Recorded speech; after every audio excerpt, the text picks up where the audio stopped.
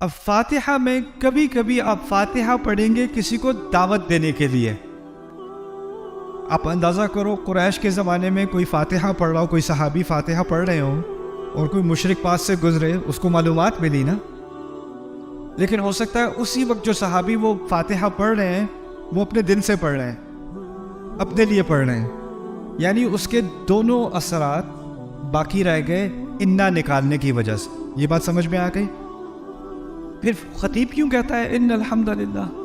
عربی میں 3 طرح کی آڈینس ہوتی ہے, 3 طرح کے سننے والے. بلاغت میں ہم پڑھتے ہیں 3 طرح کے سننے والے ہوتے ہیں.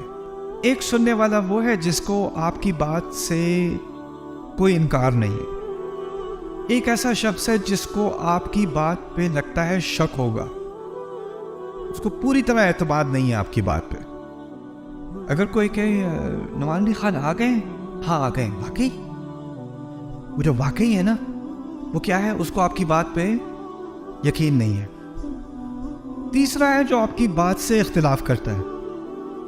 3 طرح کی آڈینس ہے, اتفاق کرنے والا, شک کرنے والا اور انکار کرنے والا. 3. عربی میں جب آپ بات میں زور ڈالتے ہو نا انا کے ذریعے, اور بھی الفاظ ہیں, جب آپ ایک زور ڈالتے ہو نا تو اس کا مقصد ہوتا ہے کسی ایسے شخص سے بات کرنا جس کے دل میں شک ہو. جس کے دل میں شک ہو, اس کے شک کو ہٹانے کے لیے آپ کو تھوڑی بات میں زور ڈالنا پڑتا ہے, اور اس کے لیے کئی الفاظ ہیں. ان میں سے ایک بہت عام استعمال کیا جانے والا لفظ ہے انا.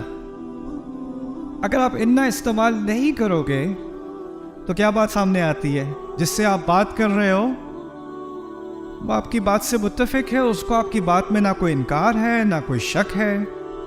فاتحہ میں انا نہ استعمال کرنے سے اللہ تعالیٰ نے یہ درس بھی سکھا دیا کہ یہ بات, یہ حقیقت الحمدللہ, یہ ہر انسان کی روح کے اندر, اس کی روح کو اس سے اتفاق ہے. چاہے وہ باہر سے ہندو ہو, باہر سے عیسائی ہو, باہر سے ایتھیسٹ ہو, باہر سے جاہل ہو, جو بھی ہو, اندر سے حقیقت یہ کہ اس کو اتفاق ہے.